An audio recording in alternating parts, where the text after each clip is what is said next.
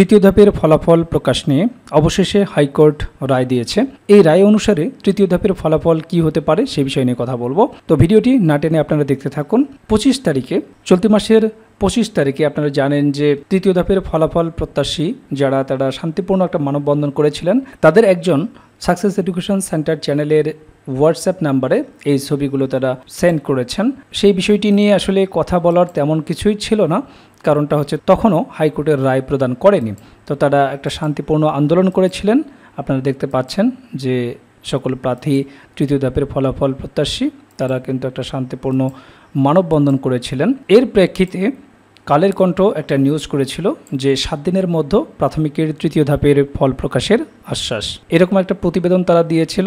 এই মানববন্ধন কর্মসূচির বিষয়গুলো শুনে তারা 1 সপ্তাহের মতো একটা সময় দিয়েছিল যে এর মধ্যে তারা কিছু একটা করবে এবং আশ্বাস দিয়েছিল যে ফলাফল প্রকাশ করা হবে। আর এই ফলাফলটা কেন বিলম্ব হলো এটা আপনারা খুব ভালো করেই জানেন যে হাইকোর্ট 6 মাসের একটা সময় বেঁধে দিয়েছিল তৃতীয় ধাপের যে প্রশ্ন ফাঁসের গুঞ্জন, এই বিষয়টি ভালোভাবে তদন্ত করে হাইকোর্টে জমা দিতে বলেছিল। তারই প্রেক্ষিতে হাইকোর্ট একটা রায় দিয়েছে, আপনাদেরকে সেটিও দেখাতে চাই। দেখুন, 27 তারিখে, চলতি মাসের 27 তারিখে শুনানি হওয়ার কথা ছিল কিন্তু হয় নাই। দেখুন রেজাল্ট এখানে নাল, সেটিও আপনাদেরকে দেখাচ্ছি। এখানে আপনারা দেখতে পাচ্ছেন যে 261 নাম্বার সিরিয়াল রিট পিটিশন 6253 যে রিট করেছিল রতন বিশ্বাস, সম্ভবত জুয়েল রতন, অর্থাৎ যারা রিট করেছেন তাদের পক্ষ থেকে পিটিশনার হচ্ছে জুয়েল রতন, তিনি রিট করেছিলেন এবং রিটের নাম্বার ছিল 6253। তো 261 নাম্বার সিরিয়ালে 27 তারিখে শুনানি হয় নাই, রেজাল্ট হয় নাই। কিন্তু আপনারা যদি দেখেন এই যে 28 তারিখে এটার একটা ফলাফল এসেছে। রেজাল্টে বলা হয়েছে compliance kept with record and edition off party allowed. এই বিষয়টি আপনাদেরকে আরও বিস্তারিত এখান থেকে দেখাতে চাচ্ছি। আপনারা 57 নাম্বার রিটটা দেখুন, 6253, 57 নাম্বার সিরিয়াল আর কি। আর রিট পিটিশন হচ্ছে 6253।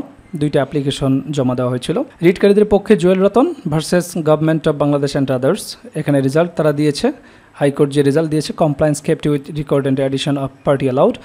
এটা দ্বারা এটাই বোঝায় যে প্রাথমিক শিক্ষা অধিদপ্তর বা সরকারের পক্ষ থেকে যে রেকর্ড তারা সাবমিট করেছে, যে সংযুক্তি তারা দিয়েছে, তার পক্ষে হাইকোর্ট রায় প্রদান করেছে, সেটি সম্মতি জ্ঞাপন করেছে। অর্থাৎ তারা যে বিষয় নিয়ে ইনভেস্টিগেশন করেছে, যে রিপোর্ট তারা দিয়েছে, তাদের সাথে হাইকোর্ট একাত্মতা পোষণ করেছে এবং এটাই প্রমাণিত হয় যে তৃতীয় ধাপের ফল প্রকাশে হাইকোর্টের কোনো বাধা নিষেধ নেই। এখন প্রাথমিক শিক্ষা অধিদপ্তর বা প্রাইমারি ও গণশিক্ষা মন্ত্রণালয় চাইলে যে কোনো সময় যে কোনো মুহূর্তে তৃতীয় ধাপের ফলাফল প্রকাশ করতে পারে। এই নিয়ে হাইকোর্টের আর কোনো নিষেধাজ্ঞা থাকলো না। এখন প্রশ্ন হলো তৃতীয় ধাপের ফলাফল তাহলে কখন দেবে? দেখুন, যেহেতু হাইকোর্ট নিষেধাজ্ঞা তুলে নিয়েছে, হাইকোর্ট রায় দিয়েছে, তাদের ডিপার্টমেন্ট তৃতীয় ধাপের ফলাফল যে কোনো সময় তারা দিতে পারে। এদিকে আবার প্রাথমিক শিক্ষা অধিদপ্তরের ডিজি মহোদয়ের অপসারণের জন্য 24 ঘন্টার একটা আলটিমেটাম দিয়েছে, আপনারা দেখেছেন। এই ডিজি মহোদয়ের এই বিষয়টা নিয়ে হয়তোবা তৃতীয় ধাপের ফল প্রকাশে কিঞ্চিত বিলম্ব ঘটতে পারে। প্রাথমিক ও গণশিক্ষা মন্ত্রণালয় বা প্রাথমিক শিক্ষা অধিদপ্তর যে কোনো মুহূর্তে একটা বোর্ড মিটিং করে ফলাফল প্রকাশ করতে পারে। আপনারা জানেন যে প্রাইমারি পরীক্ষার ফলাফল রাত 11টায় 12টায় প্রকাশিত হওয়ারও রেকর্ড রয়েছে। কাজেই যে কোনো সময় যে কোনো দিন ফলাফল প্রকাশ হয়ে যেতে পারে। আপনারা যারা তৃতীয় ধাপের ফলাফল প্রত্যাশী ছিলেন, এখন সৃষ্টিকর্তাকে স্মরণ করেন। একমাত্র দোয়া এবং সৃষ্টিকর্তার স্মরণ আপনার ভাগ্য চেঞ্জ করতে পারে। যদিও আপনি যে মার্কস ক্যারি করেছেন, এই মার্কসই আপনার ভাগ্য নির্ধারণ করে দেবে। বিষয় হচ্ছে যারা প্রশ্ন ফাঁস করে হাইস্ট মার্ক ক্যারি করেছেন, তারা যদি সংখ্যায় একজনও হয়, কথার কথা সংখ্যায় যদি একজনও হয়, তিনি কিন্তু একজন মেধাবীর জায়গা দখল করলেন এবং তার দ্বারা এই প্রাইমারি সেক্টর কতটুকু কোয়ালিটি এডুকেশন এনশিওর হবে, এটি কিন্তু একটা প্রশ্নের ব্যাপার। একটা অসৎ পন্থা অবলম্বন করে যখন আপনি চাকরিতে ঢুকবেন, তখন আপনার পুরো চাকরির জীবনটাই মনের ভিতরে একটা অশান্তি কাজ করবে।